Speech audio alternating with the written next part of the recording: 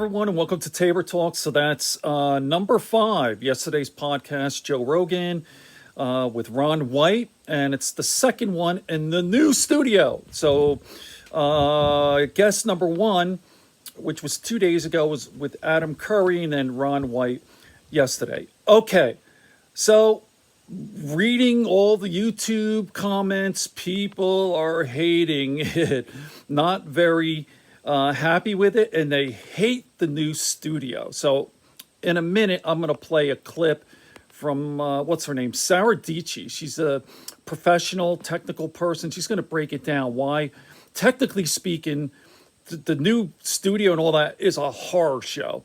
But let me just say this about content. The last 2 shows have not been very good.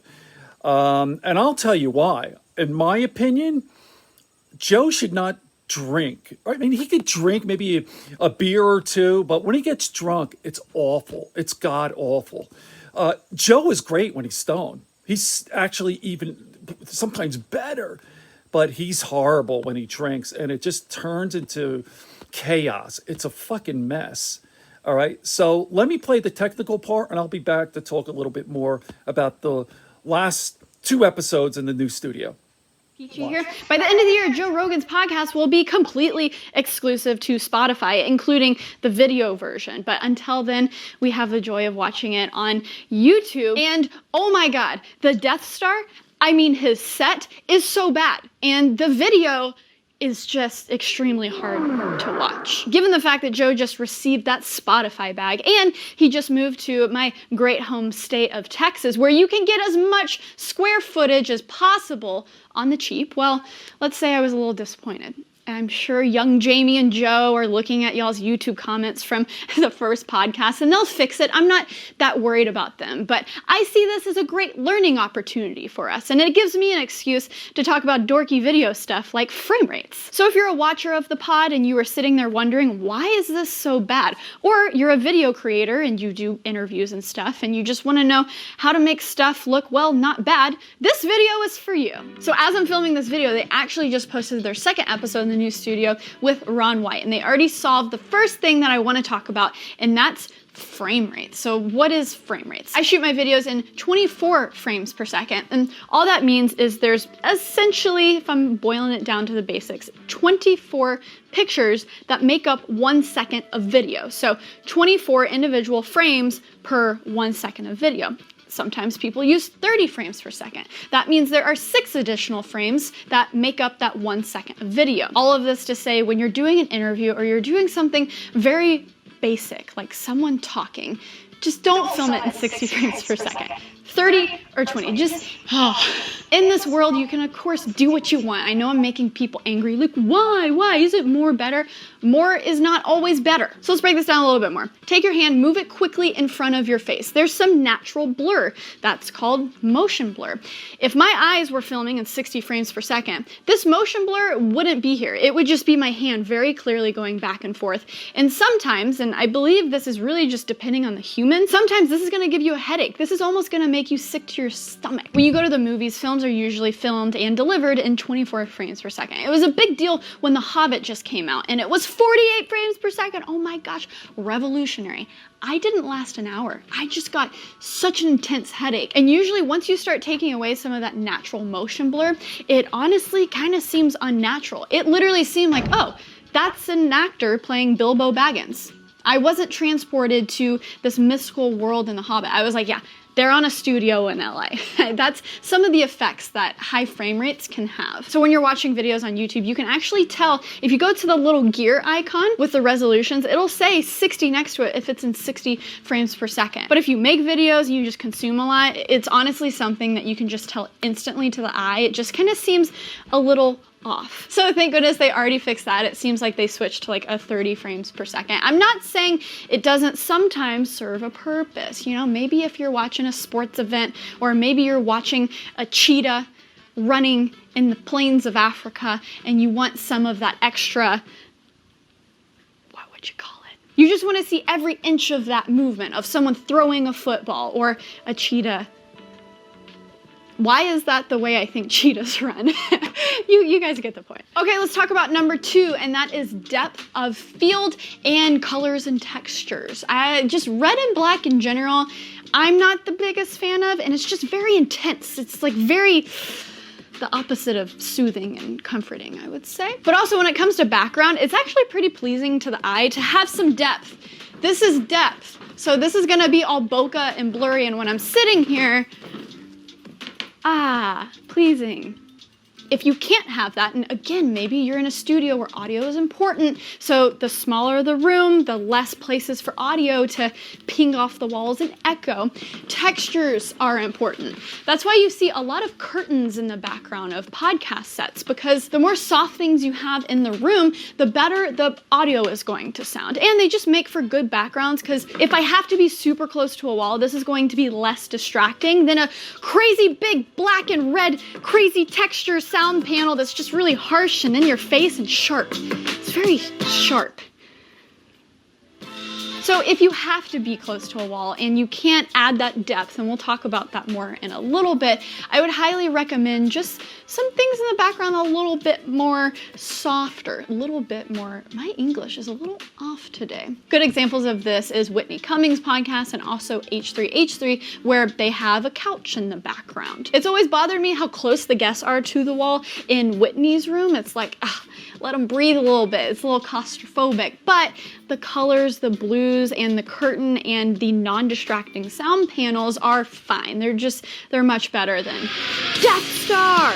It's like the opposite of cozy. It looks like it's out of like a sci-fi film or something. It's very strange. And if you're curious about audio and getting rid of echo and reverb when it comes to doing a podcast or just making videos in general, I did an entire video about that. I'll link above, because I'm in a New York City studio where the ceilings are really high. It looks cool, but it's really bad for audio. So we have panels on the top of the ceiling. You can show them that. We also have panels all around here. And then also we have these curtains. When it gets, not blazing hot, because it's the summer, we'll be able to close these to make the audio better for the podcast. So there's a lot of things that you can do if you have tall ceilings, but I imagine this was the goal with building their little cocoon of a studio, to make it, kind of small, so the audio would sound good. The audio sounds great. Everything else is just like, but we've been over that. Okay. Number 3, the video angles and the type of camera that they are using. Hope you're learning stuff. Smash that like button, hit that subscribe button if you're learning things.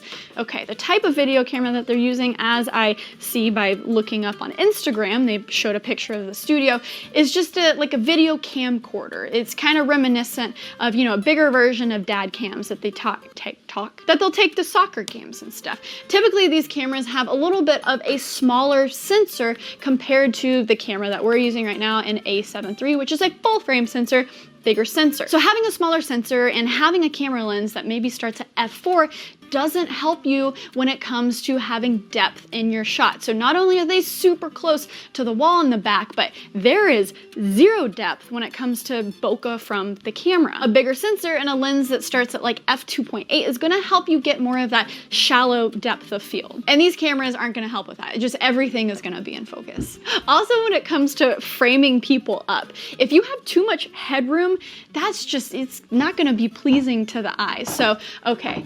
Yeah, I got a lot of headroom right now, right? That's disturbing, quite honestly. So if you bring it down a little bit, you just have a little bit of headroom, you don't want to cut it off. Sometimes people do that artistically to, in more of narrative film, which is fine. But when it comes to interviews, people talking, just give them a little bit of headroom, not that much headroom, just a little bit of headroom. Also, anything outside of the rule of thirds or putting your subject right in the middle is just gonna be unsettling. So here I'm right in the middle of the shot, that's fine. Or maybe I'm in a third, and what that means is divide the screen up into thirds, 1/3, 2/3, in the middle, 3/3. So if you put your subject right on the line of that first third, or the other third. Ooh, nice. And this helps when you're doing an interview if it's an off-camera interview. Say the interviewer is right here. You always want to have the room, unless again it's like artistic and you're doing it on purpose. You want the extra 2/3, the room, to be in the direction of the person is looking. So, hey Sarah, how are you doing today?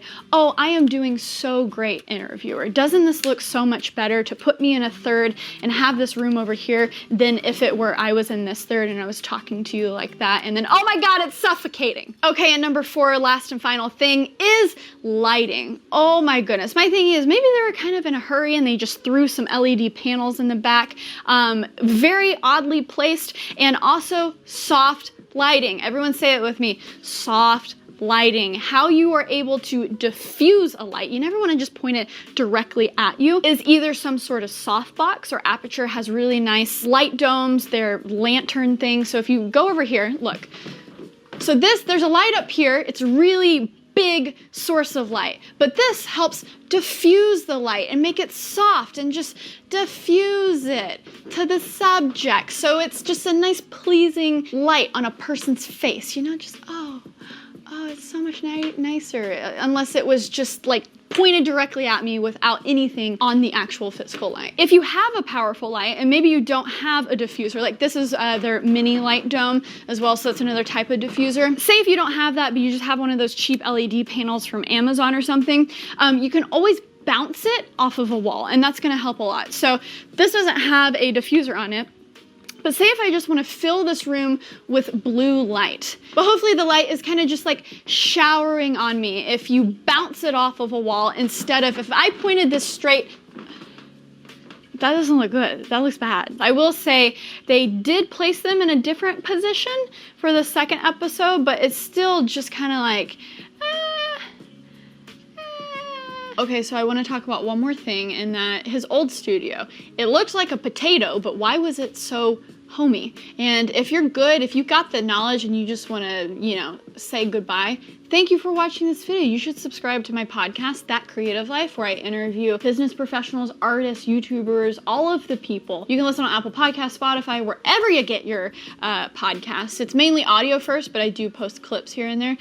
So gotta plug that own podcast. We're like over 100 episodes in. Okay, back to Joe. Why did it actually feel so homey? Well, there was a few things that he put in place that we've talked about today. The video angles. First of all, the video angle wasn't just like full on straight against a wall, right? This isn't fun. But if you notice, they're a little bit angled, a little bit off to where, oh, you have some depth to the wall. And also it solves the problem of one guest getting in the other guest's angle. And then again, the guest angle is a little tilted where it's not completely perpendicular, and it's just a curtain, so it's a much softer background. So to hammer this depth point home for the 10th time in this video, I'm sorry. This is my studio. It's pretty much, you're seeing all of it. This is what I have to work with. So I got to get kind of creative with my angles. There is an urge to be like, oh, I have a TV here. I can put something on it in the background. It'll be cool. Shooting straight on with a cool TV background might be cool, but what if I just angled it a little bit this way to where, hey, I have an f2.8 lens, so it's going to help with adding some bokeh in the background, but now I have a little bit more depth and the little off-center vibe is good. What about over here? Ooh, this is cool. This could add some texture in the background, but just it straight on is just like, no. Oh, but what if I move over here and it's kind of just a little bit in the background? And yeah, okay, so we can chill, we can breathe now. I thought this was gonna be a 5-minute video, but obviously I had a lot of video stuff to get off my chest. I probably could have made an individual video for each of these points, but hey, why not? So listen, if you've seen a good share of Rogan interviews, you know he is much more chill and inquisitive when he's stoned rather than drunk. So the actual content of that first episode, I could tell there was a genuine frustration with the people who listened to him. And yeah, it wasn't a good interview. I was like, I want to hear more about FedCoin or whatever the heck he was talking about. But you know, I'm sure a cross-country move, moving your family to another state is very stressful, and him and Jamie will figure this stuff out. They'll be fine. So give Joe a break, but do not give his studio a break. At least the audio is always crispy. It's like a ploy to get you to just listen to him on Spotify instead of YouTube, I feel like. But anyways, like all things, I tweeted this, and Marquez has a pretty good offer. Hey, he's offering to come and help you guys out. I can be there, shoot some behind the scenes. Let's make this happen. Let's make it happen. So let me know if you enjoyed this video. I hope it was helpful. I hope it was productive. Maybe you learned something, or you just got an explanation as to why you got a headache while watching that. Make sure to check out my podcast, That Creative Life, on all platforms, on all of the platforms, and subscribe to my YouTube. There you go with the technical stuff. Sara Dietschy, she is incredible. She really is amazing. I'm not a technical person at all. I really don't even know what the hell I'm doing. I have an iPad. Let's see, I have an iPad, a laptop, and my phone, and I play around a little bit. Okay, so there you go. Hopefully the shows will be getting better. And who knows, maybe Sara could be an advisor or a consultant for the set. Okay, there you go. I'm not really that concerned about how it looks. I mean, go back to when Joe started. Go back and look at the early podcast in 2009 and 2010, and it was just it was a mess, but the content was good. So I care about content, not so much the technical stuff. And I'm one to talk, right? Okay, good friends, good books, and a sleepy conscience. Let me say that again. Good friends, good books, and a sleepy conscience. That's a Mark Twain quote, by the way. What is happiness? Mark Twain said or wrote, good friends, good books, and a sleepy conscience. And then peace, love, and understanding. Here on Tabor Talk. That's an Elvis Costello song, too. No, you don't want to hear that. What's so wrong? What's so bad about peace, love, and understanding? There you go. Peace, love, and understanding. Tabor Talk.